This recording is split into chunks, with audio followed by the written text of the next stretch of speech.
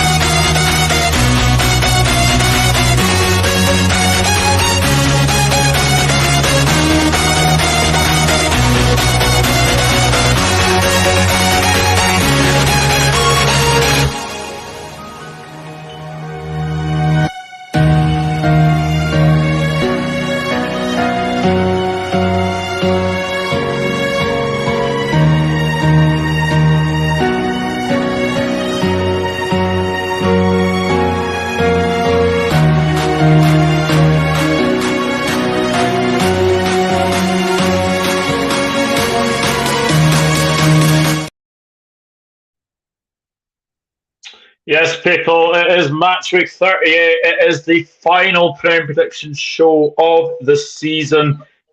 I can't believe it. I cannot believe we're in, at the very, very last match week, but it is going to be a very, very interesting one to say the very, very least. With relegation not wrapped up, with Southampton already being relegated, who will join them? Well, two of my guests tonight will be definitely... I don't know how they'll be feeling after Sunday, but we shall see. We shall see. Anyway, good evening to Brad, full-time focus. How are you, Brad?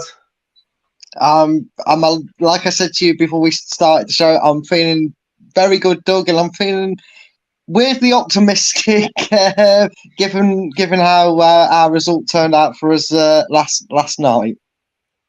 Absolutely, and yes, good evening, Karl. How are you feeling? Not in the best confidence, mate, after this Sunday, the results going against us this past weekend. And I don't know, I might have a little falling out with my dad as well, too, after this weekend, because he still thinks, stop whining with something, you know. I'm like, what's the point? So, yeah, well, we are at match week 38. We are actually, there are still two games to go. Brighton play Manchester City and Man United play Chelsea. Those have been played on Wednesday and Thursday. But I thought we might as well just do it this evening. Let me say hello to a few of you, because I know there has been a few of you in the chat. Good evening, Reese Gaming Channel. Looking forward to the last prediction show, as I am. Hi, Liz. Hope you're good. Hi, Liz. Everyone is saying hello to everybody. Yes, a little sad about Milner and Bobby going, but good. They've had a brilliant career, but they need replacing. I can see Liverpool and Arsenal challenging Manchester City for the title. Well, I would really hope so. Reece, fingers crossed. Big up Luca as well. Ballum's in the building. I'll imagine if everyone stay up with 33 points. Luton or Coventry to go up Luton from. Yes, we will pick up on that, actually. At the end of the show, we will actually talk about Luton Coventry, because that game is being played on Saturday. Ballon relegation has been interesting this year. Hello, Sebastian. Best thing about LFC this season is the Liverpool third t-shirt you're wearing. Thank you very much. Good evening, Chris. Hope you're well. Hope you're enjoying Stranraer as well. Lovely weather here in Stranraer. I've caught the sun, which is unusual for Scotland. Yeah, it's been nice. It has been very, very nice. As you can see, going across the bottom of your screen, these are the fixtures going across the bottom of your screen. And I have to say, it is going to be a very, very interesting final day. With obviously relegation not wrapped up, we shall see what will happen. But we shall begin. We shall begin with a game between, well, I think this is a kind of a dead rubber, but I think this is probably more sort of for positions for Wolves as they go to the Emirates to face the runners-up, Arsenal, who I've got to say just ran out of steam. For me. Wolves, there is a little suggestion that Lopetegui future is in doubt. Apparently, he has not been guaranteed the signings that they wanted the board to make for him. So that could be very, very interesting. So this could potentially be Lopetegui's last match in charge of Wolves. You wouldn't imagine it'll be Arteta's last match in charge for Arsenal. But Brad, I think in the end, like everyone kind of expected Manchester City to go on and win the league. Do you think Arsenal just ran out of steam? I think the problem is he can run a very good ship when the confidence is running. And I think we've seen over the last few seasons that once a shock result comes Arsenal way, and they've had a few at this back end of the season, threw it away. Was it against West Ham? They were, 3-1 down against Southampton. And I don't think he has the mentality or maybe the experience as a manager to kind of rally the dressing room. And I was probably one of a handful of people that were fairly relaxed that Arsenal weren't going to somehow do it. And it's no disrespect to Arsenal. You're talking about a machine of a team that averages 95 points over the last 4 or 5 seasons to win a league. Yeah. So it's never going to be easy to beat them anyway. But I always ask the question when people went, oh yeah, but Arsenal have an 8-point lead or a 10-point lead or 11-point lead or whatever it was at certain points of the season. I said, here's the question. Who a fly coming around my face? That's the question. No, who do you have more confidence in holding on to that lead? Arsenal or Man City? Because if Man City have an 8 or 10-point lead, nobody suggests that the title race isn't over. Man City get an 8-point lead, title's done. That's how it's always been pretty much seen. And to be fair, yourself, Doug, your team for the last 3 or 4 seasons until this one, have been the only team that's got, touched the glove on, landed a glove on Man City, potentially stopping them steamrolling a season. And look, we all tongue-in-cheek take the piss out of them, bottle and Arsenal. That's what you call them now. And I get it, you take it with a bit of tongue-cheek. But I was never confident that Arsenal were going to do it. And it's just because of the sheer machine mentality, the almost robotic-like nature of Man City under Pep Guardiola. It's just, you're asking a team to average 90 plus, get 90 plus points to win a title. And unfortunately, look, the foundations are definitely there over the next 4 or 5 years. Sorry, Arsenal fans, but you have to accept that it's going to be another 4 or 5 years of developing and changing that squad just a little bit. I know like Granit Xhaka's players like that coming to the end of the time before you probably actually are in a continuous title race. But it was, to me, I just couldn't see how Man City weren't going to catch it, just because of who they are. But I mean, there's ways to lose it. I think what's really done it for Arsenal is the fact that they kept shooting themselves in the foot. It wasn't like they were losing to Man City and Liverpool, but winning all the other games and Man City just caught them. The fact is that with 2 games to go, they actually gave Man City the title without Man City needing to kick a ball again this season. And you just can't do that. You cannot do that. You know that, Doug. I think you dropped one defeat in one season, and that was enough for Man City to win the league. So, it is what it is for them. Yeah, absolutely. Karl, I mean, Wolves, that news on Lopetegui, does that surprise you? It certainly does. I was very surprised when I got the news of it before I did my mock interview today. I was very surprised, and I thought, wow, this could be interesting. I think because the Wolves are where they are in the table, I think you look at what happened last season, I think they did regress, and I think that's why, the way they've dropped down is means that the financial fair play is going to have a hit on you, and I think it has done because they have spent a lot of money this past season, which is going to be included in the club accounts next season. It's going to affect them huge, and I think Lopetegui is going to have to think, do I stay and try to, because we know that with the rumours, what's going on with Ruben Neves, because he played the last time, but after clapping the fans, and like he might be going in the summer.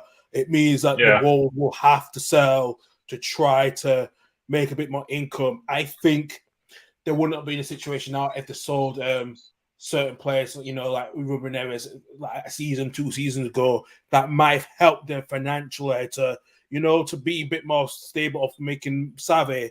But they didn't. They just left it late, which it won't be included in this year's account because it will have to be some point next season. So that's been the disappointment for them. I think Lopetegui has to thinking, Wolves approached you so many times over the years, and you finally get to go to them, and now you want to leave. I don't know if Wolves will have another manager in succession and planning, what they always will do, but I think there's going to have to be a lot of talks with the chairman, and also, probably if George Mendes is still having a part in that of all the transfers, then there's a lot to discuss. It really is, and I think he needs to think carefully, because does he go back to Spain because his father is still ill with his ill health? Does he go back to Spain to try and get a job there? It's time will tell, but I don't know. Yeah, I mean, it is a bit of a dead rubber, this game, I've got to be honest, but you would obviously, I think, fancy an Arsenal win here. I am going to go for an Arsenal win. I think it'll be just a game where they just be like, well, it's a win to sort of end the season. I'm going to go 3-1 Arsenal for this one. Brad, what are you going to go for in this one?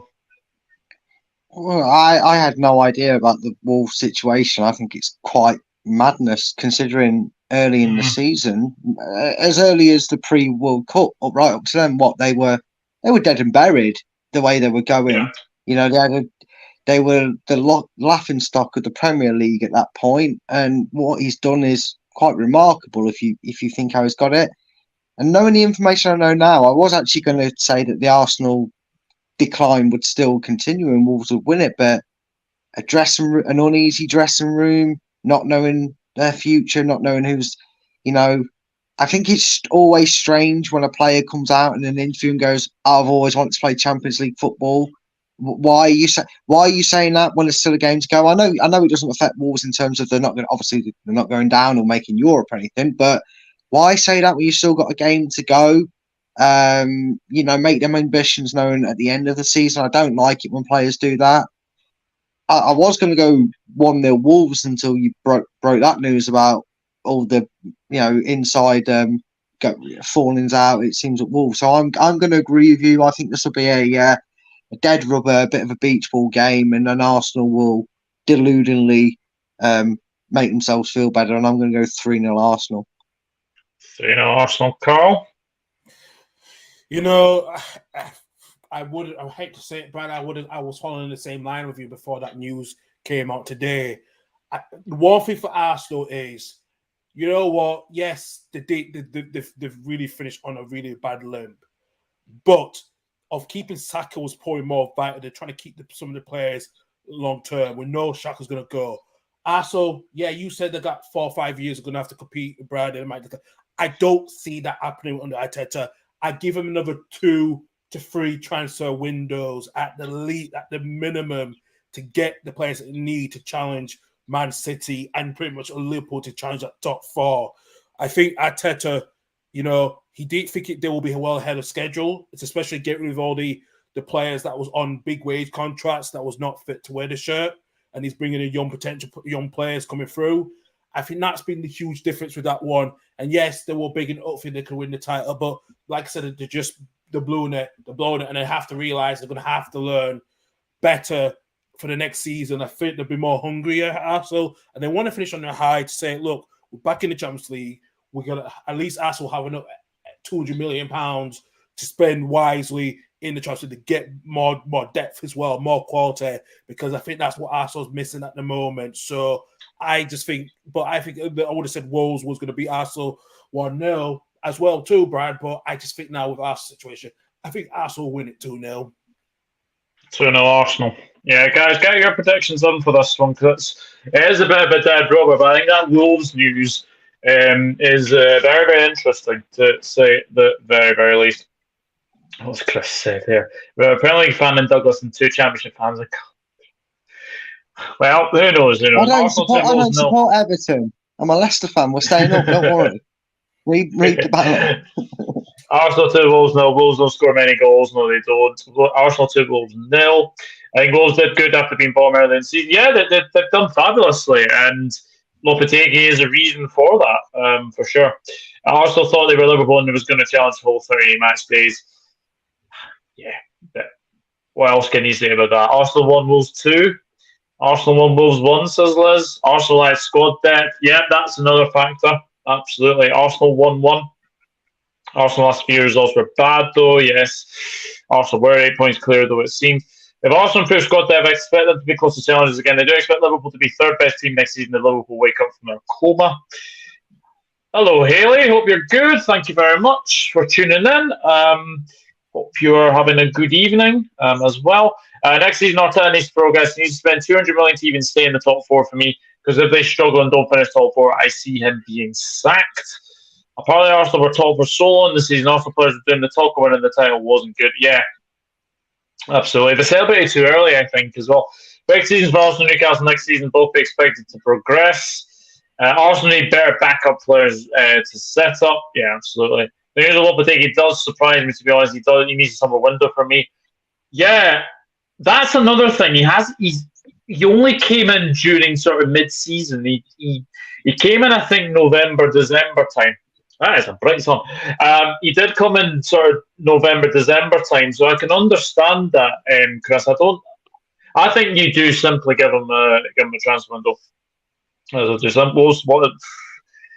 knows? Who knows? Liz says 248 days at the top of the table. Absolutely mental, isn't it? Hello, Loon Man. Hope you're good. Like and share the stream, please. Absolutely. Do hit that like button. Arsenal need to get to win to give the fans a smile on their face because if they don't, all of a sudden they see it being toxic. Chris, good shout. Arsenal 2, Wolves 0. Blame Xhaka, Saka, and Ramsey against Liverpool, West Ham, and Southampton. Very true.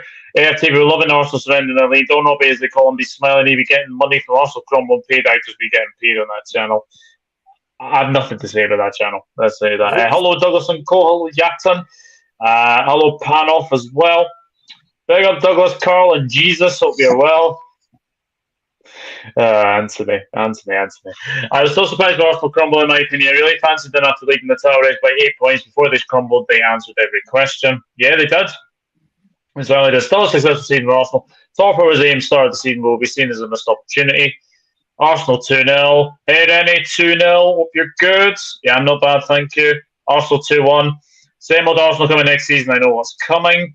And hey, Brad and Carl. There we go, indeed. So two sides who have been very, very impressive this season and look like both of them could potentially have a European spot. But for one side, they are guaranteed a Europa League spot. And that, Carl, is Brighton and Hove Albion. What a job I was about to say Lopetegui. De Zerbi has done at Brighton. There was a lot of people questioning him. Could go as soon as he will he know the league is going to, it was going to crumble, wasn't the right appointment. You can see the first way go against when they played against Yolo at Anfield, Doug. They were a little bit more attacking than we ever seen before. And they've been kept going stronger and stronger. And, I think it's been an impressive season for Brighton. They really have impressed me. I think Solly March, Lewis Dunk, they've been tremendous as well. Ferguson, he's going to be that really big, one of the top players that we're going to see in the Premier League. I think he will be he will score 100 goals in the Premier League in his career. I think he will do. Brian, I know you're disrespected because I know you're going to say that, but I just see something in him. Maybe it just will work if he's under the right people. That is one thing you have to be, right? But I think Brighton as a team have just been stronger. I think the way the board have, they've found good gems of the scouting data team. They just know how to find the right players. And, and getting European football for the first time has been huge for them, in the history. And it's going to be a shame because this could be McAllister's and Moses Caicedo's last games for the club. But they have signed James Milner, João Pedro as well, and Mohamed Daoud from Borussia Dortmund. Listen, Brighton will keep finding the right players at the right time. I think they're going to be an interesting team coming next season if they can continue their form that is going. Because yes, losing two big key players in that midfield is going to be huge, but they have to find the similar types. And I'm really glad that this is why I've said people used to say Leicester was the club that we should model on, especially how they bought players and sell players on a very good value.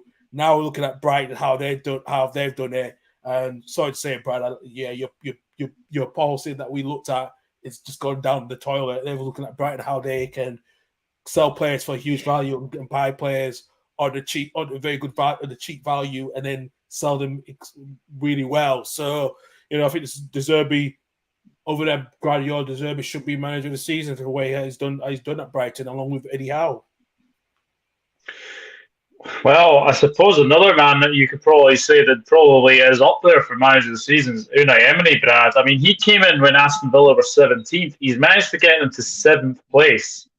And a win against Brighton would guarantee them Conference League football, which is a magnificent achievement from Unai Emery.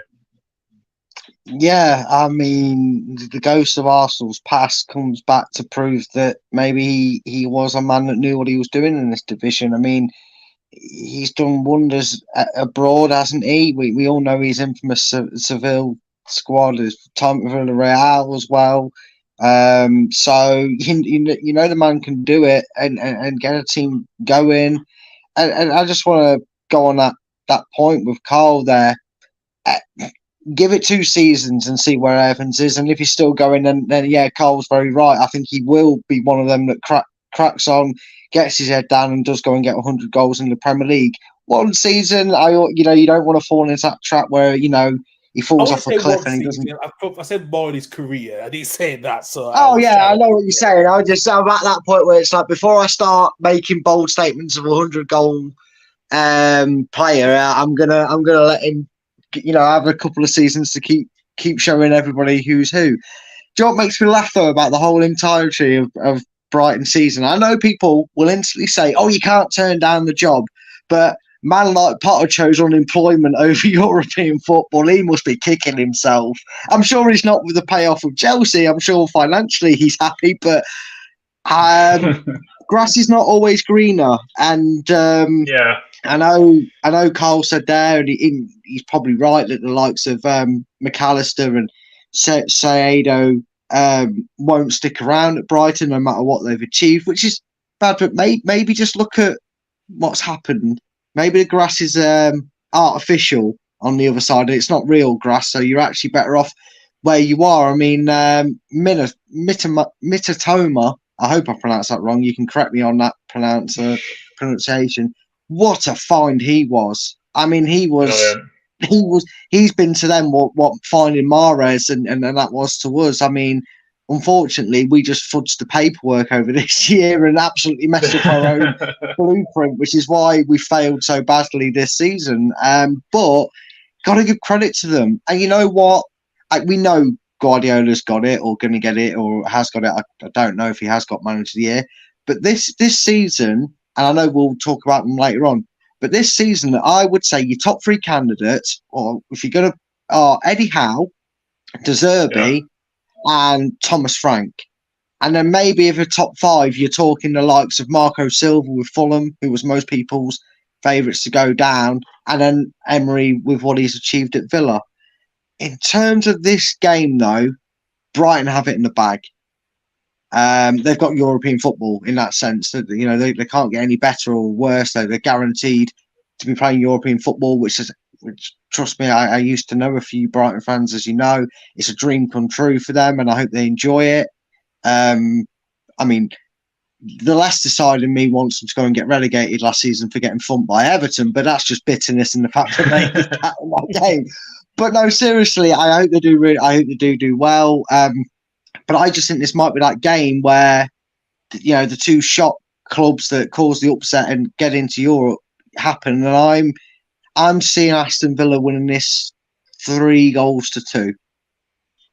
Ooh, 3-2 to Aston Villa. Yeah. I don't think, pardon the pun, I don't think Brighton will exactly fully be back home on their own beach, but I do think Villa, knowing they've got something to fight for and what it will achieve for them, I just think they'll nick it. I was actually on the same wavelengths of that. I do think this will be a goal fest. I really, really do. I do think this could be a bit of a goal fest. I think Aston Villa will win as well. I'm actually going to go the same as you, Brad. I'm going to go 3-2 Villa. I think this is a goal fest. I think there's going to be an absolute goal fest. So, Karl, me and Brad have said 3-2 to Aston Villa. What are you going for? Full house, mate. I'm going to same scoreline as you guys. I think this is going to be a goal fest. These two teams are very good at attacking, and I think Villa will get the final spot, either the Europa League or the Conference League. Both teams deserve a good season which European competition they're going to be in. They're going to be two interesting teams coming from next season. How they'll perform well. So no, I think it's going to be 3-2 to Villa. I just think it's going to be a lot of goal fest, and I'm just like I said, Spurs can't do nothing now. So yeah, I'm going to say 3-2 to Villa. 3-2 Villa. There we go. Get your predictions in for this one. Hello, Hella. You're not late. I was late. I was late as well. So do not worry. But you're very, very welcome. Hi, Hella. How are you? Hi, Hella. It was a late start. Well, Bayern win the league or British Dortmund on Sunday. Another question I thought I would throw. Do you know what? I really hope Borussia Dortmund do it, and I hope that Bayern Munich see karma coming to them for sacking Nagelsmann for absolutely no reason. Yeah, I never understood that. No, I don't understand it either.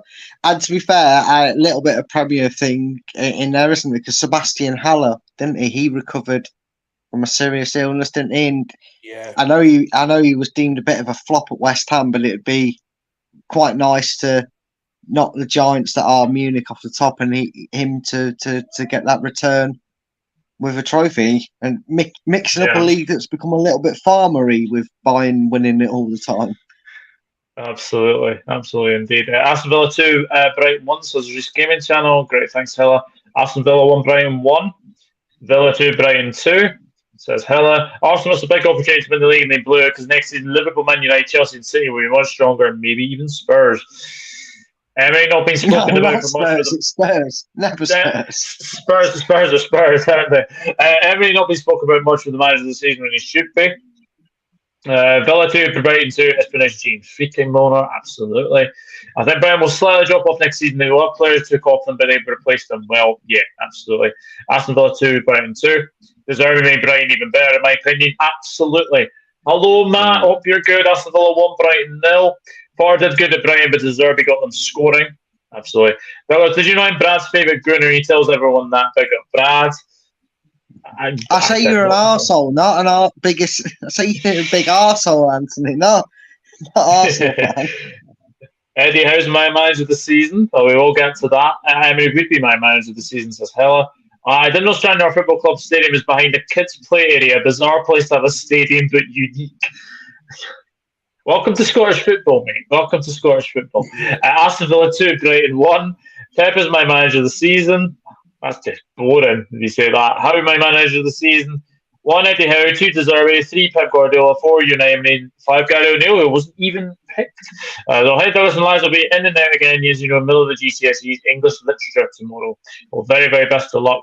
Bloody hell, Brad, that drink went down quicker than Leicester, lol. Oh dear. There's still a drop left in it, just like Leicester's survival hope, so pipe down, Anthony. I don't deserve it was any except anything less than the full-on performance from his lads here, 100%. Sportcat, best of luck, absolutely. As it stands, Aston Villa need to beat Brighton 16-0 to go above them. 16-0! Yeah, not happening, I'm afraid. I think Aston Villa will probably be settling for Conference League football, which is still a very, very good season as well. Thanks, guys. Not looking forward to it until my worst exam. Dortmund play such interesting football. I hope they win 100%. Chris, that would be heck of an accomplishment. Dortmund can become a bride instead of bridesmaids, hopefully. Do you know what? I really hope they do it. I really hope they do it. 2-2 for me. My manager season is Frank Lampard. Yeah, next joke, please. Nagelsmann not good enough for Bayern, but they got a replacement Ron Matuka. What he said after the RB Leipzig lost, he couldn't. How they lost. Oh dear, how sad. Never mind. Right, the next one is Brentford against Manchester City. And, well, obviously Manchester City champions yet again. 1-0 against Chelsea. Basically a City B or C side against Chelsea. And Chelsea didn't actually manage to score at all. Brentford, I don't know how many times I say this, Brad, but I'm losing the will to live for basically complimenting Brentford because every single time they go and get a result like they did against Spurs, 1-0 down, Harry Kane, fantastic free kick, and then they go and win 3-1. We're running out of superlatives for Brentford and Thomas Frank, aren't we? Yeah, I'm surprised a few people that have commented haven't even mentioned his name as a manager of the season award because it's not like, people maybe if you looked at Fulham and went, oh, well, they lost Mitrovic for that 8-game spell, and it really did tell a little bit. I know they've picked up at the back end, shock horror against us and a few other results. But he has kept them going. I mean, even after last season, everybody thought, oh, well, we all remember what happened to Sheffield United. That's going to happen to Brentford now. They've not really added to the class. They lost Ericsson. Didn't bother them. It just didn't bother them, and it's not bothered them this season. Obviously, there'll be concerns highlighted already by his 8-month ban, but I'm sure Thomas Frank isn't sweating on that. I'm sure he'll think he's either already got somebody there that can do the job, or they'll have a few targets in mind on who they'll be able to get.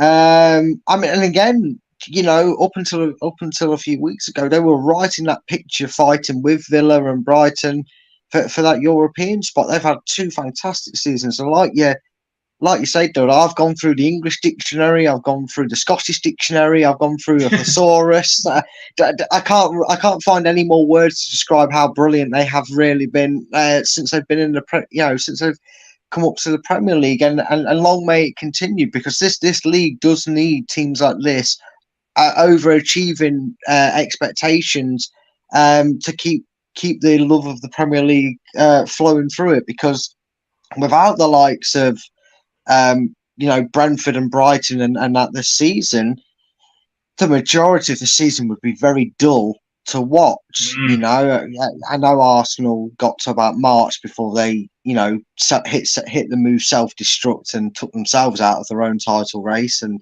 that. But you'd literally be looking at Everton, Leeds, and Leicester saying thank you for being so shite, because otherwise there's nothing to watch for the last week or so in the season. So well done to them. And the funny thing is, Man City have never been in this position for about 3-4 seasons, maybe, or maybe in their entire time. Minus the season that obviously you guys went on to win it, where the title's wrapped up. There's nothing they need to do, and I just wonder, with the treble on the line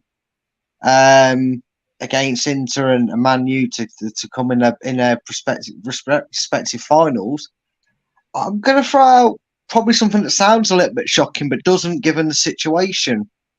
I'm going to go for a Brentford 2-1 win. I think they'll rest everybody. I mean, look, they had 150 million odd pound on the bench, and they still beat Chelsea with their 900 players. So Brentford are red hot form, and you saw what they did to Spurs. And if he decides, you know what, we've won the league, I'm focused on breaking the hoodoo, I want to make sure no one gets a hamstring injury or something like that, I don't see why Brentford can't win it, because this is the first time Man City can actually relax and put the feet up with the last game of the season. So why not? Why not Brentford to win it? Well, they already have this season, Karl. They did go to the head and win by 2-1 early in the season. Man City will be starting 39-year-old Scott Carson on Sunday. I mean, City against Chelsea, they breezed through that game. I can't remember Chelsea even laying a glove on them. Yeah, I know. Chelsea were there, like Brad said, 900 players were definitely not there. Man City had, it was nearly over £250 million of players were over on the bench, which was very surprising how they beat them 1-0 in a way. And Brad is right. I think City's just going to be resting the players. City don't have to worry about this now. This is the first time they're thinking, well, we're going for the trial. We don't have to worry about putting all of our players in on the final day. We don't need to play all of our key players. We could just rest them. And, fair play to Pep, because, did they have to kick a ball to win the Premier League the last 2 games, and it just says it all complete with that one. I think what Man City like to do, they want to make sure Haaland's fit for the final. It's that importance, to make sure he can score. He gets in the games for both the 2 cup finals, and I think I don't know if this is going to be hard because while Man City play with their second string, they still look good. In a way, I can feel like this could be a draw, but it might be a bit of a high scoring game. I just feel it's going to be a 2-2 draw between these two teams because I think they want to finish in a way. If it would have both finished on a high in a way, So I just think it's going to be 2-2. But I think Brentford will give them a good threat at home. I'm going to go 3-1 Brentford. I'm going to go 3-1 Brentford. I've got a feeling Brentford will beat City. I've got a feeling they will. And that would be a Premier League double as well over Manchester City. And I think, obviously, that'll be the first time ever that happens. But yeah, I'm going to go for it. I was very impressed with the way they played against Tottenham. And again, I'm going to say it again, I'm not in any superlatives to describe them at this moment in time. I really am. So let's see if it's amusing. 1-1 says Chris. Hello, going 2-1 Brentford. 1-0 Man City says Rennie. 1-1 says Liz. 3-0 City says Matt. I'm without Tony, yeah. I just realised you're going to Alison moment on Saturday if the ref had the brain. Yeah, less said about that, the better. Brentford 2, Manchester City 1 says Shane. Will Arnie be able to slough Spurs in the snow? Oh dear. Oh dear. Thomas Frank manager of the season. I'll listen to you, Bradley. Brentford seems to cope well without Tony versus Spurs. Bless Spurs. Ryan Mason should stick in the kettle on time. Bye. Take care of yourself and have a good day.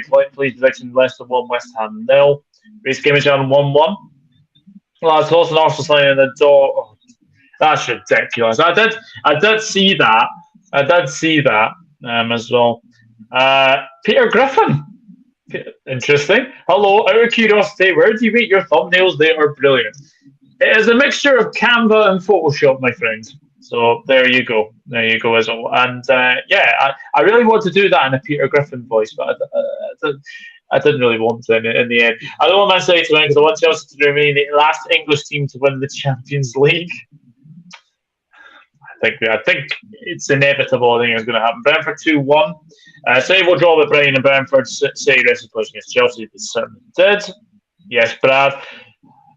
Good question. I haven't actually thought about it, but possibly will. I did last year. It was the best thing ever I did last year because boy, it was worth it. So, mate, my advice: take it where you need it. It's for a good few weeks, 3 or 4 weeks off. That's all you need. So, to be in the City C team, I'm surprised we only lost 1-0. Fox the Fox report. Jeff is in the building. Hello, Jeff. Hope you're good.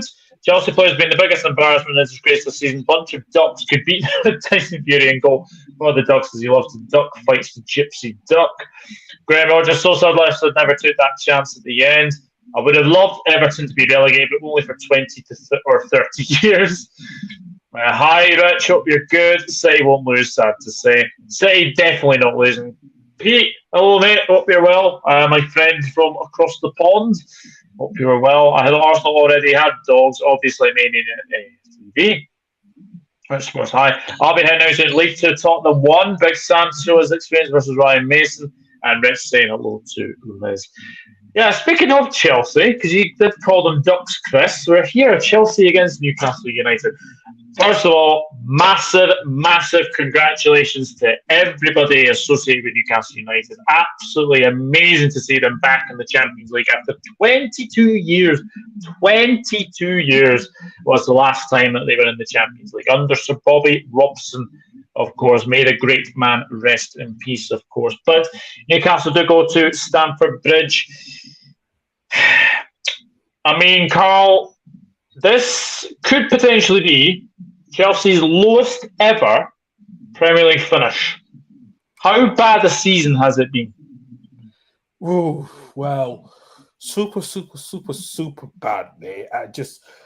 I don't get why they need to spend so much money on players that they need in a bloated squad. No disrespect to Brad. I know you're lot got like the squad. You did try to reduce it. You did reduce it to a certain amount, but boy, what Chelsea have not done that. They have players that are just too much in the system. You don't know what to do. I think Todd Bowley has made a huge bid of him controlling the club, saying, I want this player and that player, when he had no football people, led people could help him, say, we don't need this, we don't need that. He just got too many players. You know, Mudryk is not being a good signing for £88 million. Enzo Fernandez didn't look bothered playing on Sunday. I saw the reaction on his face.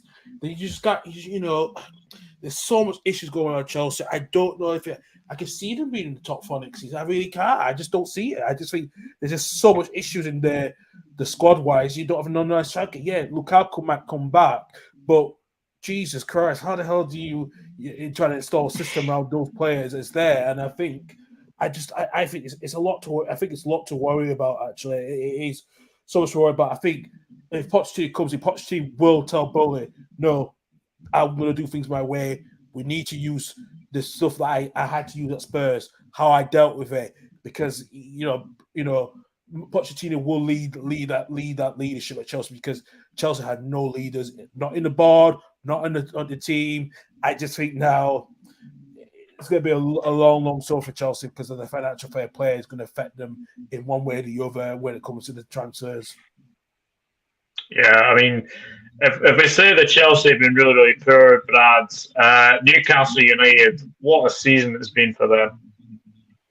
Yeah, it's been a phenomenal one, and they really deserve it. And it's kind of nice that they've achieved it before fans can get spiteful, because yes, they've got Isaac and Bruno Guimaraes, who they between them they paid a lot of money for, but they're not exactly well-renowned stars. They've just been phenomenal since they joined Newcastle, and I think it's good that they're going to have some memories, because unfortunately we know what's going to happen in 4 or 5 years' time when they're buying superstars and winning things. People are going to get nasty with them. So I'm really glad that they've done it when they deserved it. All the trials and tribulations under the previous ownership of Fat Mike Ashley, they really do deserve it. I mean, obviously going there and keeping Newcastle to a clean sheet's not for everybody, but that's just me having a little praise at the result of last night. But they deserve it. They've been phenomenal, and they've never let, unlike a certain London team that play in red, they've never let a bad result shirt them and shift it. They've just picked themselves up, and I said at the start of the season, people were thinking, and I know it was joking and it was crap. It was really crap, lazy journalism, and you know my opinions on that, Doug, when it's crap, lazy journalism. But everybody was like, and some Newcastle fans got carried away saying, we're going to sign Messi, we're going to sign this player, that player, we're going to spend 500 million, we're going to win the league. It was like, no, you're probably going to still suffer the odd shock defeat, but you're going to have a pretty decent season. And they did. But the thing was, Eddie Howe just put an arm around his players, he helped dust them off, and he went, okay, so we had a shock oops moment against Aston Villa or whoever they lost to this season, because there's not many they've lost to the season. And they've gone, we'll go again. We win the next one, and that's how it's their response to every little hiccup that's impressed me. And they deserve the Champions League football, and I hope they really, really enjoy it next season. I'm sure with the investment they've got and the strengthening they'll do with the squad, and keeping Eddie Howe there has been a masterclass for what he's done. I'm sure that playing in the Champions League won't be a distraction at all to them next season in terms of the league and that. Very well done, Newcastle, and long may it continue for them, because they've been through some right awful times in the last 10-15 years. Yeah, I mean, it's the final game of the season. It's at Stamford Bridge. Chelsea will all go on a high, but I think Newcastle will be absolutely enjoy with this. I'm actually going to go 2-0 Newcastle. I think Newcastle are going to go to Chelsea and dominate, and I think they will win this comfortably. I'm going to go 2-0 Newcastle. Karl? I'm going to say 3-0 to Newcastle. I just think Chelsea just really finish on a really badly, and I think it's going to be a long summer for them. Brad? I think Chelsea are on a high into absolutely nothing here. Look, I know I've been a little bit Cheshire cat with my smile today, but leave me alone. I'm a Leicester fan. I've not had much to smile, and I think Newcastle are going to unleash all their frustrations on not scoring at least a couple of goals last night. I mean, the woodwork was our man of the match at one point because it denied them 3 times. I think they're going to absolutely slap Chelsea all around Stamford Bridge, and I'm going for a monumental scoreline of Chelsea 0, Newcastle 5. Wow, 5-0. Woo! That would be impressive, to say the very, very least. Right, there have been loads of comments up here. Let's see. Sportcat says we should. Oh, hang on a minute. That's not right. That's Chelsea, Newcastle. Tottenham players have given up this season. Maybe a chance for Leeds. We shall see. Shane O'Donnell's going Chelsea 0, Newcastle 3. Chris Ross going 1-1. Hella says 2-0 Newcastle. Well done to Newcastle. Congratulations going 3-0 Newcastle. From the bottom of the Premier League to Champions League football in 18 months, Eddie Howe becomes the first manager to bring Champions League football to Tyneside since Sir Bobby Robson. Absolutely amazing on that. Absolutely amazing. Jeff says, if the Cherry can get a result of Goodison and save us, then I'll buy a Bournemouth kit next season. We shall wait and see. I've given up with this team for the rest of the season. We should try for Europa League at least next season with Poch. Paulie's own fault for not being willing to accept he knows F all about the game. Pete says, because that's what American owners do when they can. They think throwing money solves everything, and obviously doesn't.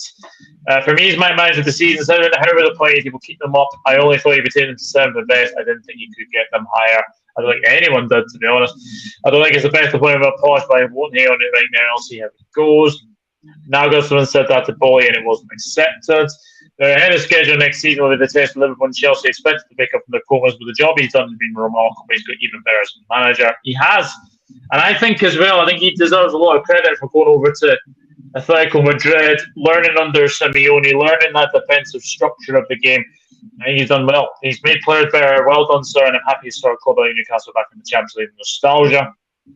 Absolutely. Chelsea 1, Newcastle 2, says Luca. Leicester 1, West Ham 0. We will get to that game very shortly. Thoughts on top bullying Poch is the point. I'm not so sure, to be honest. I think a long-term top will still be successful, and he needs to learn from mistakes this season. Poch will get you top 4, won't win you trophies. Hi, Niall, going for 2 on West Ham. 2-0 Newcastle. When Poch comes near a trophy's Argentinian bridesmaid. Hi, hello, Brighton. Hello, Brighton. 2-1 Brighton, I should say. Hello, Douglas, Brad, and Carl. Chris Boys, they pay me back and he's American. He won't learn squat. Hello, chat. Poch wasn't back at Spurs. To be fair, and he will be back at Chelsea. Money doesn't win leagues. Organisers structure from top to bottom wins leagues. Absolutely. And then everybody is saying hello to everybody. At least Game Channel 3-1 Newcastle. Chelsea got 50 players in the squad. Need to get to 30 players at least. It's like trying to deal nursery with kids. Chelsea 1, Newcastle 4. When you sign a petition to bring back the Super League, I can drop the details and let the chat for everyone. No thanks. Nope. No thank you. Everton to win, Leicester to win. Okay, Alice predictions tonight, the highlight of the stream. Well, this will be another dead rubber, but both of these sides deserve a lot of credit for getting safe. Crystal Palace against Nottingham Forest. I know through gritted teeth. One of my guests will be saying that about Forest, but you've got to give them credit. A great win against Arsenal last weekend. And again, I've got to say this now. I think you'll both agree with me. Full credit to Marinakis, because he could have easily got rid of Steve Cooper. Had 2 times this season where he could have easily got rid of Steve Cooper, but no, kept him. He even signed a new contract, and when his job was on the line again, he just came out and said, "It's an absolute, look at this is absolute nonsense. Don't know what you're getting at about me getting rid of Steve Cooper." And it's paid off, Brad, and they've stayed in the league. Yeah, well done, Nottingham Forest. Well, that was different. Count to 10, Brad. Remember, you can't punch a team. You Anyway, no, all, all, all kidding aside, you know, put the rivalry aside, it's credit where it's due. I mean, I know the first time you were on about, we absolutely hammered them at the King Power, and it was rumoured he'd actually been sacked. And then a couple of days later, it was no, he got backed, and he said we're going to back him, not sack him.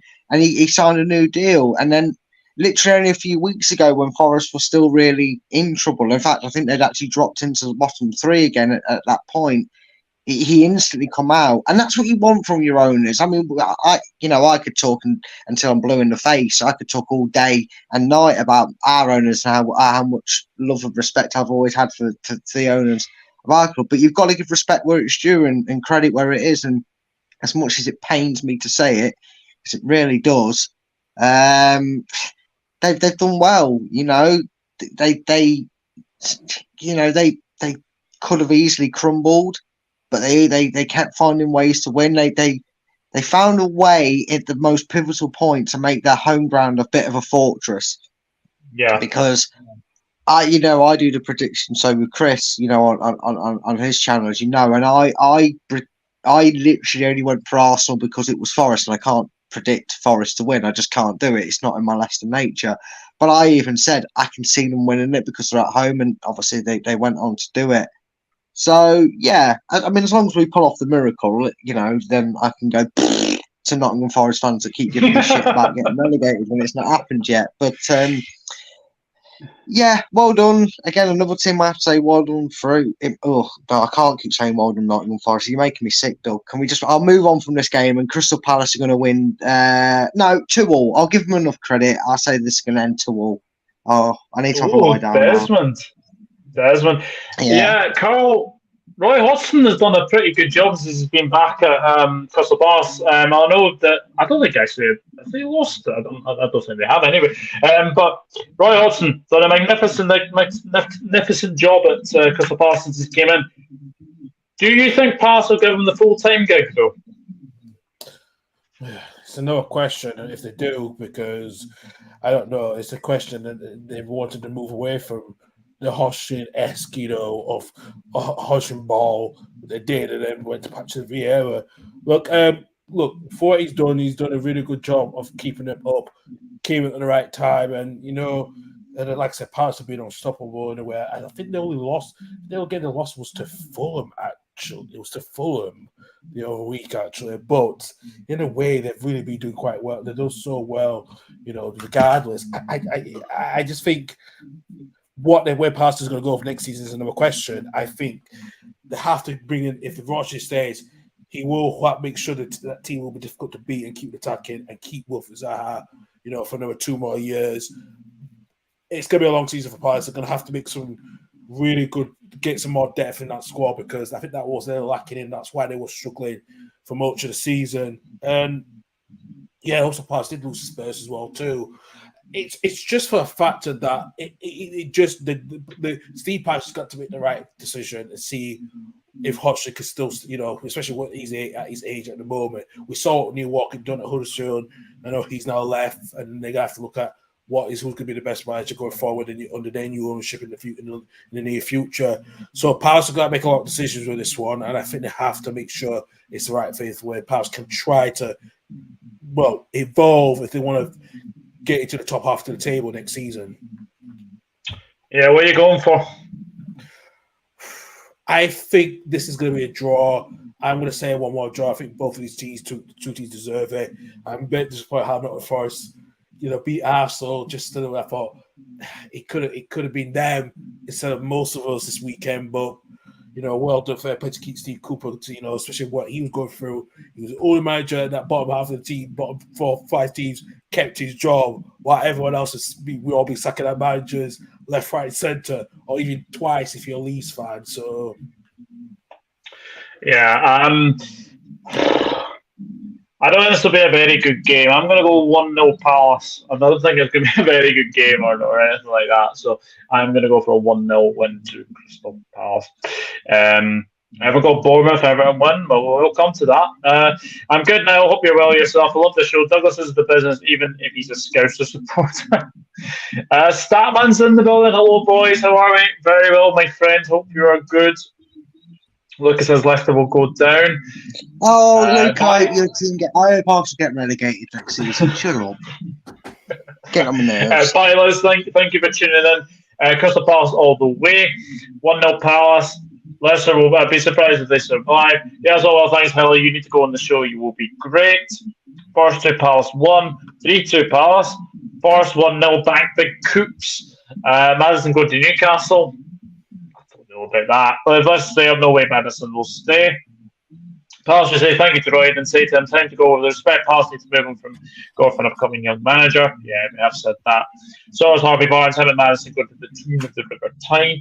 I've been over Nail and made for the chat. Palace 1, Forest 1. My dad's a lift operator. He says that the business has its ups and downs. Oh dear.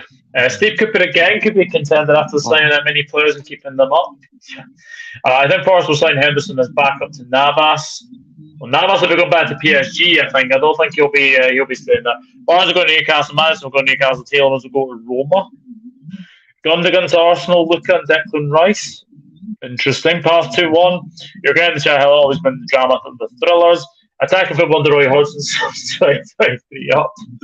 You're very kind now and fluff on the show. Palace lost to Spurs as well, 1-0. You maybe needed the last day on drama on Sunday, Ella. Arsenal won't sign Caicedo. 2-0 Crystal Palace is Statman. For me, 2 positive. Go get Rice, Caicedo. Rice and 50-50. Gundogan, yes. I'd have to watch the whole match now.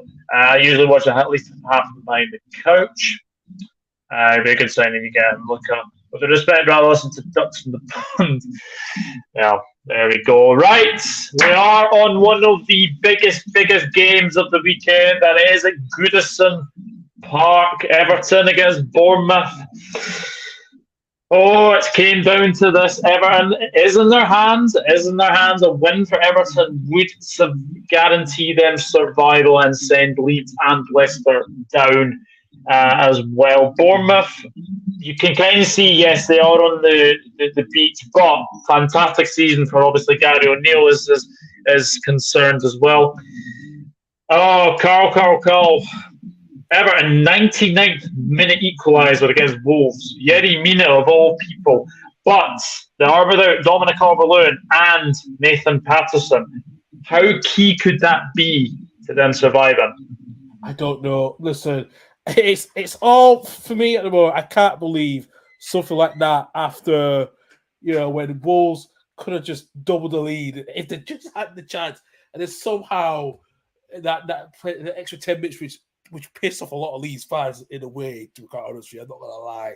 It just rounded me thinking, how the hell did they get something like that? I know that was also last season where we did get against Brighton. That was the difference. But I don't know. It's a huge blow not having Patterson and Karl Levy from Everton. But that is not my problem. My problem is this focus on Leeds. But let me just say this to you personally. I don't want both to go on a holiday at the moment. I need both have to do one of us a favour. It has to be one of us. It's not going to be Leeds or Brad will probably say the same for his own team. It has to be one of us. Both have to do favours for. And listen, we have to see how both we can do against. Last time both did win 1-2-1 at Goodison Park, and it was during when Eddie Howe's when they got relegated Bournemouth. Yeah. So to be quite honest with you, this needs both have to do favour for one of us. It can't be just all 2 or 3 of us. I have to do favour for one of us.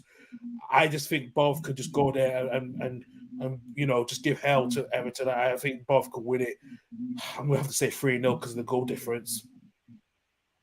3-0 Bournemouth. Yeah. He's gone for it. 3-0 Bournemouth.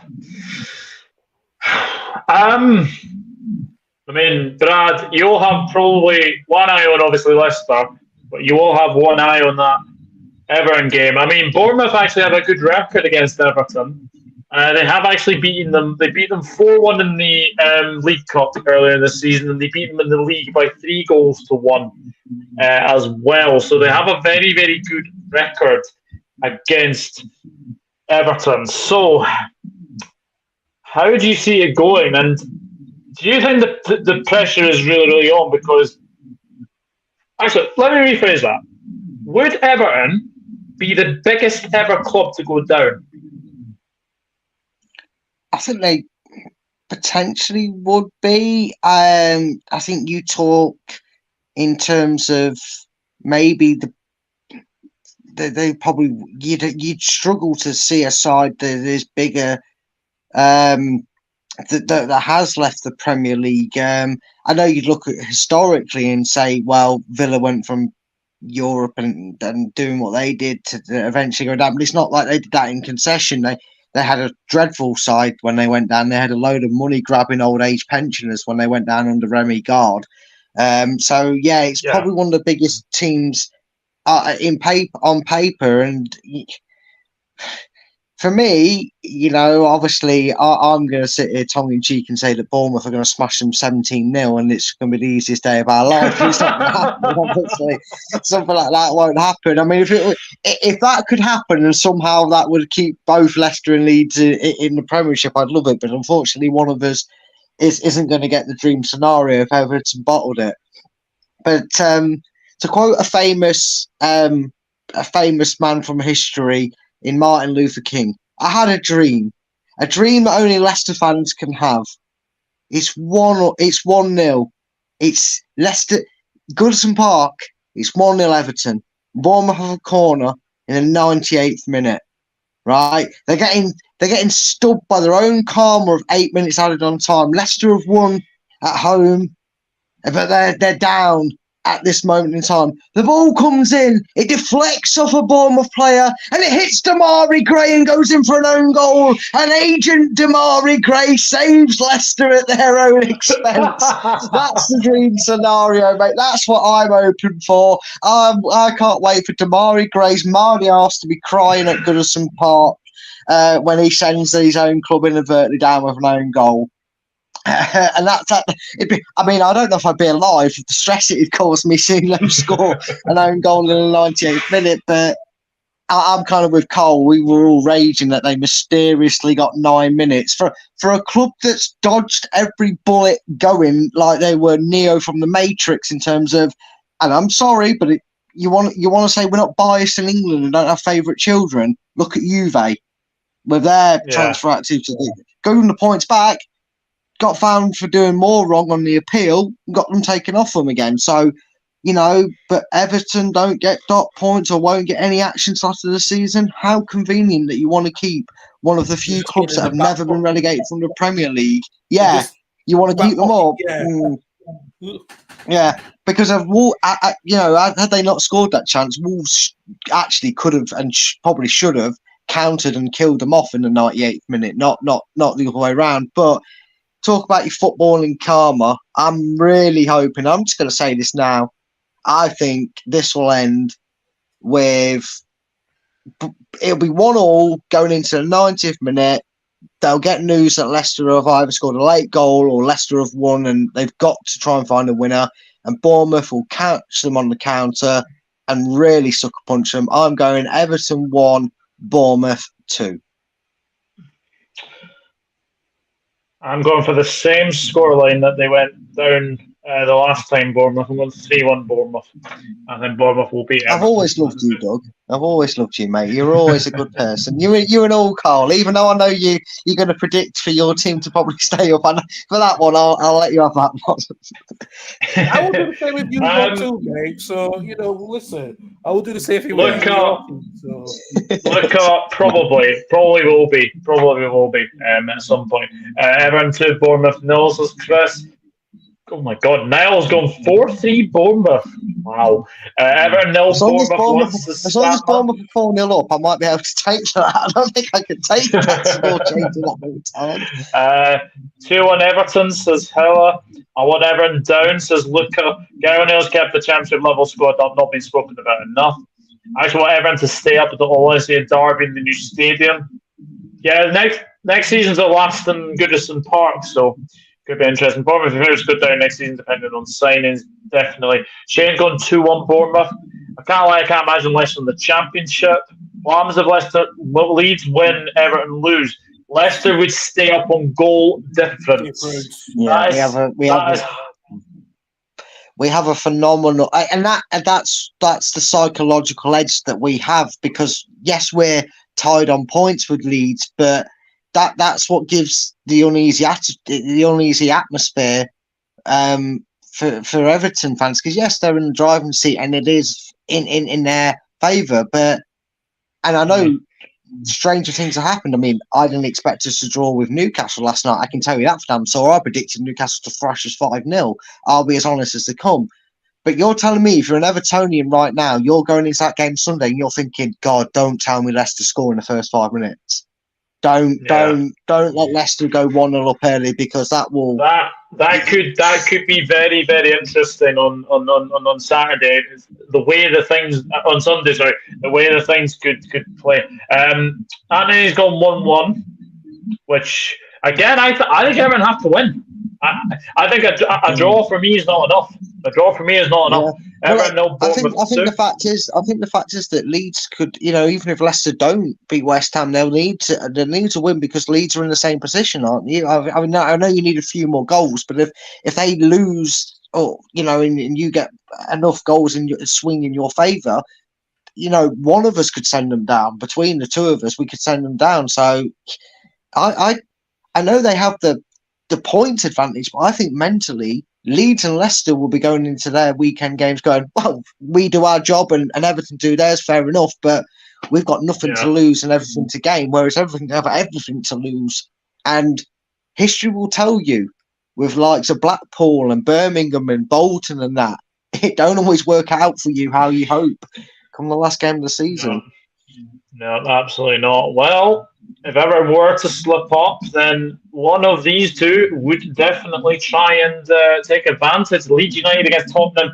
Leeds United do know that they do need a big favour from both West Ham and Bournemouth to potentially stay in the Premier League, because literally a win for Leicester and a draw for Everton would not be enough for Leeds to stay in the league. But Karl, how confident are you going into this one? Because I thought against West Ham, first 15 minutes, bang, bang, bang, bang. I thought Leeds were very, very good. After that, so dreadful. It was the worst. Listen, it just shows you this season we've had. It's been just really awful, and it just shows of how you're bringing Big Sam in the last 5 games. He just shows that he's just, and then we lose Bamford to injuries, hamstring. Rodrigo didn't look good as well with his injury after as well. I think the whole club needs to be blown, or it just needs to start again, because this season, this past 12, 13 months, it's been hell. It's been absolute hell. And then, Ranizdani's in Italy going to buy Sampdoria. The 49ers, I think, through down the championship, we got all those players had to agree a 50-60 wage deduction, because we're not going to go through what happened last time, Bradley. You remember what happened last time with us, where some people like Danny Mills refused to take a pay cut. It just, at this time, the problem is we've still got to pay financial compensation off for Rutter, because Rutter, why we not start him, we now found the reason why, because if we played him one more game, we had to pay another huge fee of the installment to bloody Hoffenheim, and we've got the situation with John, Kevin, Augustin as well. In situation scenario, it's a lot of mess going on at the club. And Big Sam, the way he talked and in his confidence, it would probably alienate some players. But do I blame Big Sam for us in the crisis? Probably not, because he's been there for a short time. He's not going to make no difference. Do I blame him for the way he's spoken in press conferences, saying he's better than Klopp and Pep? Yes, I blame him. Saying this is not the time that's going to galvanise the players to get the 3 points. It really hasn't. And listen, and like I said, after Sunday, I felt it was out of hand, and I remember talking to Dad. I was serious. I had to get out of that gig, and I was like, Helen, just get me any drink just to get me through this, because it was hell after it. I remember that said, Carl, stop the wine. But the point is, why I don't respect to my dad, I love him, but it doesn't seem like he's not a fan at all of Leeds at the moment, because he doesn't even watch the games. You're not a proper fan. Then why the hell are you still supporting if you're not watching them from Canada? You too scared to watch them like I have watched them every single day. I've been there with the club. So don't tell me something that I don't know. And I think I'm going around with my dad on this one, and I think he's going to kill me at some point. And I'll take the fall, Brian. I've always done that with him, regardless. So don't worry about that. But listen, do we go to this game and know we're going to not have... We're not going to have Rodrigo and Bamford, I think, but it's a question. It's where our Spurs at. That's another question as well, because I don't know what Ryan Mason's going to do, but it's going to be a tough game. But I probably we have to get the win, because that's the only way we can do to see on the other two results if it goes in our way. But it's out of our hands for the first time, and it just feels like we'll probably go down, but we won't go down without a fight if we do play well against the Spurs. I don't know. I'm going to say 3-0 to Leeds, because it's the only way we can get with the goal difference. 3-0 Leeds. Very, very interesting. I mean, the one side you just don't know how to predict, Brad, is Tottenham. You can always predict, you can always predict Tottenham to be like that mystery commentator, mystery comedian, I infamously put out a tweet that said, what have Tottenham and a comedian got in common? You're not always sure what you're going to expect, but watching them, you're going to find yourself in stitches throughout. And, some of it might be a bit uneasy and not be so, fun to listen to. And there might be some moments that make you go, oh, that wasn't too pleasant. But you're always going to find yourself laughing at them. This game probably weirdly enough, doesn't probably depend on Spurs for once. The result of this game will probably depend on two other results for Leeds, and again, we talk about the psychological advantage in football. We're out of consideration in terms of goal difference things. I mean, I think, had we beat Newcastle, I think Leeds would feel a lot more defeated, because you're not catching us goal difference wise. You literally are hoping we don't win or draw. And that's obviously not something they have to worry about in that sense. I think this literally depends on the atmosphere, and they will create a great atmosphere. And I can see Leeds getting themselves in front, but if results elsewhere at the King Power or at Goodison Park, hopefully fucking not, but at least at the King Power for my club's sake, start going against them, and not just going against them like 1-0, like 2-0, 3-0 or whatever, and they know their race is run no matter what they do, that will filter through to Ellen Road, and then the players will know that no matter what they do, they're down, and then they'll, players switch off, their heads drop, and we've seen the reason the likes of Leeds and Leicester are in trouble this season and where we are is because when they get something like that happen to them, they just capitulate. I mean, like you said, Doug, they were well in the game against West Ham, and then the second it got 1-1, it just felt like the inevitable was happening. And it happened to us against you. It was inevitable went back and went home. That's when it just capitulated. Yeah, exactly. I mean, it was like us against you, Doug, at Liverpool. For 36 minutes, we were going, oh, God, Christ, but 0-0, it's okay. And then you score, the floodgates opened, and we lost the game 3-0, and we were pretty pathetic, if you're being honest, for that game. And that for me is where I don't think it's a case of will Spurs it up and Leeds will win. I think it'll all depend on how other results go, depends on how it will reflect with Leeds' performance. If it goes the distance and they're still fighting all the way to the end, and we're still no clearer to find out who's staying up come like the 80th minute, Leeds will win this game. And I'm going off that basis that I think there should be an age check. I don't think a 16-year-old should be managing Tottenham Hotspur, but there we go. In Ryan Mason. But I'm going to make Karl feel happy. I'm sure he's not going to feel so happy when he hears my prediction for the Leicester game for obvious reasons. But I do think Leeds are going to win this. And I think they're going to win it 2-0. I'd be interested to find out. And I'm sure you maybe want to reverse this and ask me the same sort of question, Doug. And apologies if you already intend to ask this sort of question. But Big Sam, yes or no if you go down? Would be my interesting question to ask. Would you see him as a manager that you kind of, I know he's a survivalist in a sense, but a rebuild in the Championship, Karl, is he somebody that Leeds fans are looking at going, well, maybe get him in too late, but maybe he could do a job in the Championship? I think that decision is out of his hands because of the ownership situation. I think that's going to be the issue point. But if we're not having no director of football, we might not have a CEO of Angus Kinnear who's friends with Big Sam, because Angus Kinnear has been dreadful as well. There's a lot of things. It's just got to discuss it more. I don't know if Big Sam will be up for it. I think because the way he's out his press conference, it might rub off. Players might be rubbed off on it, what he said, but we don't know. I think he probably won't be the right man. We probably need to look for some. We need to go what Burnley have. We might have to go and say what Burnley have done, what they did with face committee. Might have to go in that direction to try to rebuild and actually really get the squad played together with that slick football. And say what I wish. Looking back a couple of years ago, where Paul Hickenberg was saying to us, this team needs a lot of rebuilding. He could be the right man. Now we're seeing why he's the right man at Sheffield United, the way he's been playing them and getting them back up to the Premier League. It just shows you we just don't know. And with the fans at the moment, Brad, it's gonna be very intense. It's gonna be intense on all the fans, and I think it's gonna cause huge divide for the rest of not the season, for the rest of the summer, because everything has. If guys we're relegated, we need to get things right, and it needs to start sooner than later. I mean, I think Leeds Tottenham is a very, very interesting game. The thing with Leeds, they can score goals, but they concede. The thing with Tottenham, they can score goals, but they can concede.